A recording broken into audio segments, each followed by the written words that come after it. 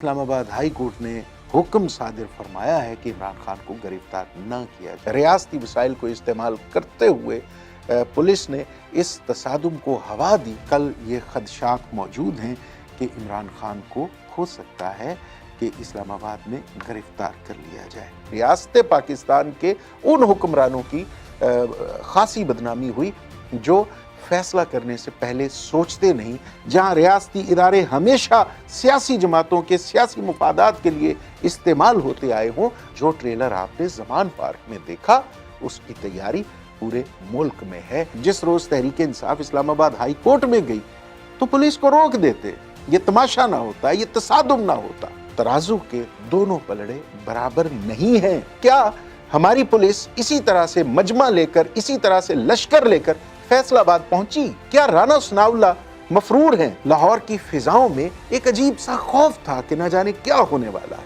अगर इकबाल खान वाकई मशकूक आदमी था तो उसकी गिरफ्तारी तो आपकी जिम्मेदारी थी। पंजाब के लोग तो ऐसे थोड़ दिले नहीं हैं, पंजाब के लोग तो ऐसे कमीने नहीं हैं, पंजाब के लोग तो ऐसी घटिया सोच नहीं रखते। इस रियासत के लिए जो फैसला करने वाले कज फहम हैं, कम अकल हैं, बेवकूफ किस्म के लोग हैं।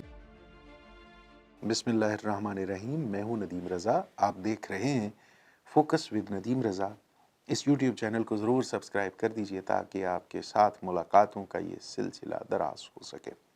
आज इस्लामाबाद हाई कोर्ट ने हुक्म सादिर फरमाया है कि इमरान खान को गिरफ्तार न किया जाए और इमरान खान कल उस अदालत के रूबरू पेश हों जिसने उनके नाकाबिले ज़मानत वारंट गिरफ्तारी जारी किए थे। जी हाँ, यही मौक़िफ़ था इमरान खान का या तहरीक इंसाफ का कि वो अदालतों के रूबरू पेश होना चाहते हैं, लेकिन आईजी इस्लामाबाद और आईजी पंजाब शायद ये समझ बैठे थे कि अगर इमरान खान को ये नाकाबिले ज़मानत वारंट गिरफ्तारी ना पहुंचाए गए, उनकी खिदमत आलिया में पेश ना किए गए, तो ना जाने कौन सा तूफ़ान बर्पा हो जाएगा।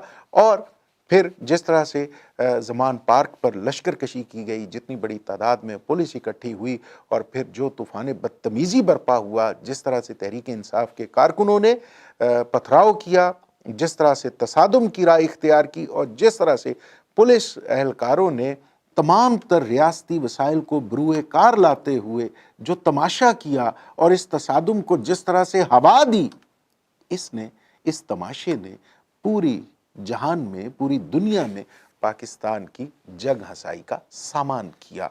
और फिर इस सारे के सारे तमाशे को जिस तरह से इमरान खान ने इस्तेमाल किया और जिस तरह से इंटरनेशनल मीडिया को इंगेज किए रखा और जिस तरह से पूरी दुनिया में इस सारे मामले की कवरेज होती रही, उससे भी पाकिस्तान की बदनामी हुई और ख़ास तौर पे रियासत पाकिस्तान के उन हुक्मरानों की खासी बदनामी हुई जो फैसला करने से पहले सोचते नहीं, जो इंतकामी सोच को मद्देनज़र रखते हुए हर मसले का हल तलाश करने की कोशिश करते हैं। जी हाँ, अब कल जब इमरान खान अदालत के रूबरू पेश होंगे तो ये खदशात मौजूद हैं कि इस केस में ना सही हो सकता है किसी और केस में इमरान खान को गिरफ्तार कर लिया जाए। जी हाँ, ये खदशात मौजूद हैं कि कल इमरान खान इस्लामाबाद में जाएंगे और गिरफ्तार हो जाएंगे, क्योंकि 80 से ज़ायद वो केसेस हैं जिनके बारे में लोग जानते हैं, जिनके बारे में तहरीक इंसाफ की क़यादत जानती है। लेकिन जब ऐसे मामलात हों, जब ये तय कर लिया जाए कि फ़लाँ शख्स को गिरफ़्तार करना है, फ़लाँ शख्स को पसे दीवारे ज़िंदा करना है, तो फिर मुकदमा दर्ज करने में, नया मुकदमा बनाने में, नया केस खोलने में देर नहीं लगती। और ख़ास तौर पे ऐसी रियासत में जहाँ की तारीख़ सियासी इंतकाम से भरी हुई हो, जहाँ रियासती इदारे हमेशा सियासी जमातों के सियासी मुफादात के लिए इस्तेमाल होते आए हों, वहाँ ये कोई अचंभे की बात नहीं होगी। और कल अगर इमरान खान इस्लामाबाद से गिरफ्तार हो जाते हैं या किसी भी मुकदमे में उन्हें फंसा लिया जाता है, कल उन्हें पसे दीवारे ज़िंदा कर दिया जाता है, कल उन्हें मंजर से गायब कर दिया जाता है, खा वो वक्ती तौर पर हो, तो जो ट्रेलर आपने ज़मान पार्क में देखा, उसकी तैयारी पूरे मुल्क में है। तहरीक इंसाफ पहले ही से इन हालात की तैयारी कर चुकी है और अपने कारकुनों को एहतजाज के लिए अलर्ट कर चुकी है। बहरहाल ये सिचुएशन तो मौजूद है। अब देखिए कल क्या होता है, लेकिन इससे पहले जो होता रहा, अगर इस्लामाबाद हाई कोर्ट को यही हुक्म देना था तो 2 रोज़ पहले दे देते। अगर यही हुक्म देना था और इमरान खान की गिरफ्तारी से रोकना था तो क्या बुरा था جس روز تحریک انصاف اسلام آباد ہائی کورٹ میں گئی تو پولیس کو روک دیتے، یہ تماشا نہ ہوتا، یہ تصادم نہ ہوتا۔ اور کم از کم آئی جی پنجاب یا آئی جی اسلام آباد نے جس طرح کا رویہ اختیار کیا اور جس طرح سے گفتگو کی اور جس طرح سے یہ ثابت کرنے کی کوشش کی کہ جیسے اگر عمران خان کو وارنٹ گرفتاری نہ پہنچائے گئے تو نہ جانے کون سا طوفان آ جائے گا یا کون سا ریاستی نقصان ہو جائے گا۔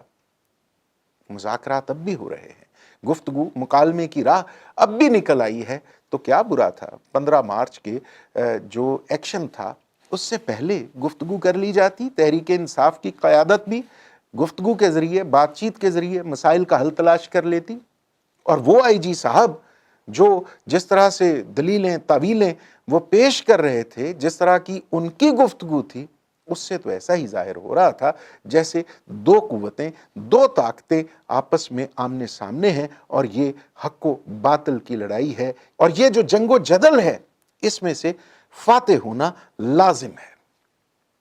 یہی بدقسمتی ہے کہ ہماری پولیس ہو، ہماری عدلیہ ہو یا ہمارے دیگر ادارے ہوں، عام آدمی کا ان پر اعتماد نہیں ہے۔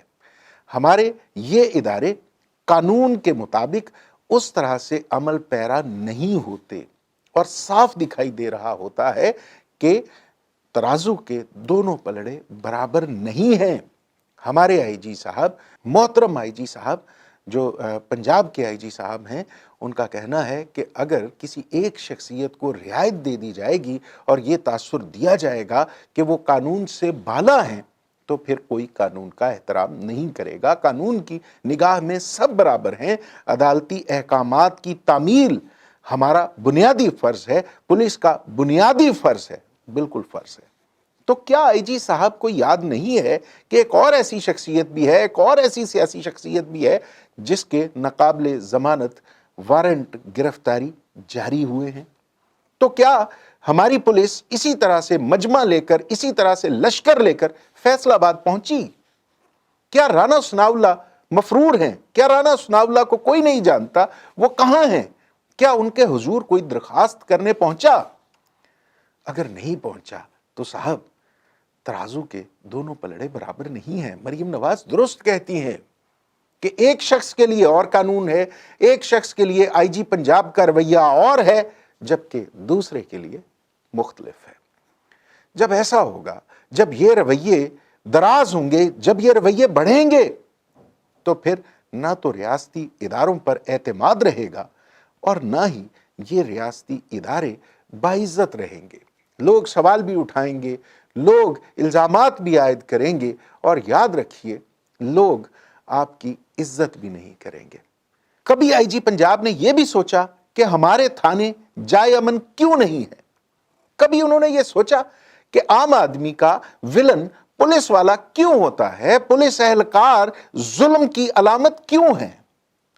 رشوت ستانی کی بات ہو، کچھ بھی ہو، انسانی حقوق کی بات ہو، تو نشانے پہ پولیس والا کیوں آتا ہے؟ اس لیے کہ ہمارے اس ادارے نے اپنا وقار بحال کرنے کی، اپنا احترام برقرار رکھنے کی کبھی کوشش ہی نہیں کی۔ عام آدمی تھانے کچہری جانے سے کیوں گھبراتا ہے؟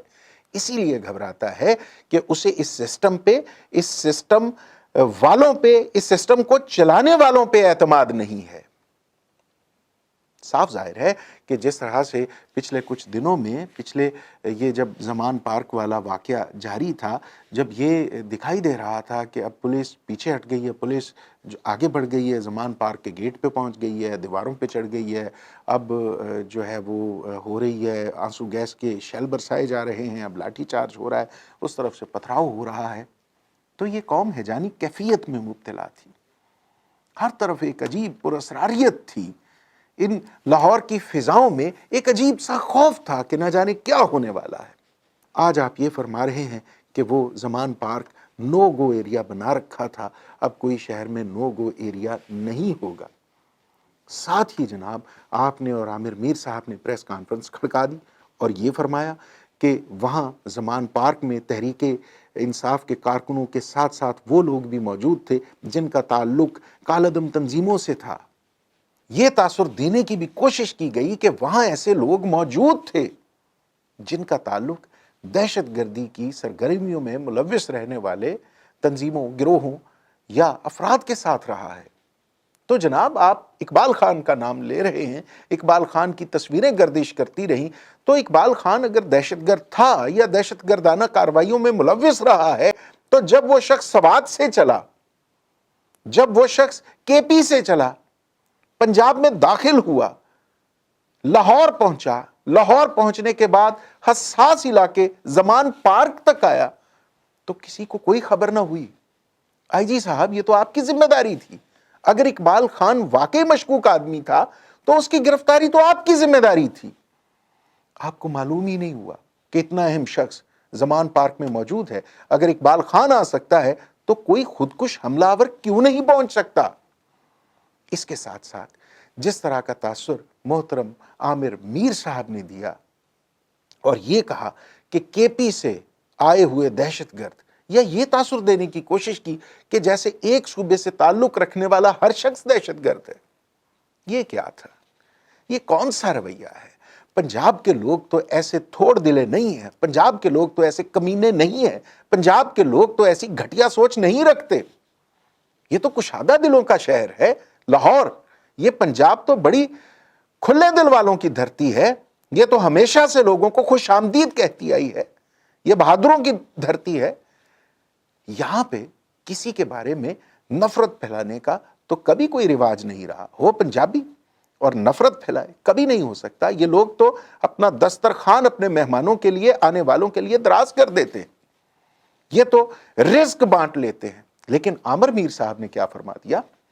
کل سے ٹویٹر پہ، سوشل میڈیا پہ جو ان کی درگت بنائی جا رہی ہے، قابل مذمت ہے، لیکن آپ ایسی حرکتیں کرتے ہی کیوں ہیں کہ جن کا نتیجہ آپ کی ذلت کی صورت میں برآمد ہو؟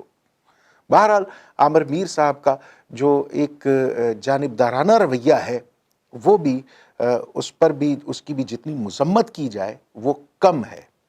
اب دکھائی تو یہی دے رہا ہے کہ محسن نقوی صاحب نے خود کو ذرا تھوڑا سا الگ کر لیا ہے، لیکن عامر میر صاحب جو ہیں وہ اب بھی ان کے لہجے میں جو مخاصمت ہے، وہ تحریک انصاف سے ہو یا جو پی ڈی ایم کی اتحادی جماعتیں ہیں ان سے مخالفت رکھنے والوں سے ہو، وہ بڑی عیاں ہو کر واضح طور پہ دکھائی دے رہی ہے۔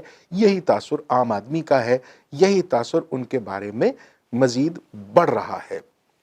خیر، ایسے ان حالات میں جو عام انتخابات ہیں پنجاب میں ہوں گے یا نہیں ہوں گے، یہ ایک الگ سوال ہے، لیکن جو پچھلے دنوں زمان پارک میں ہوا، جس طرح کا تماشا لگایا گیا اور جس طرح اب امید کی جا رہی ہے، خدشات کا اظہار کیا جا رہا ہے کہ خدا نخواستہ یہ تماشا پورے شہر میں نہ پھیل جائے، دعا کیجئے کہ ہماری ریاست کا مستقبل پرامن ہو۔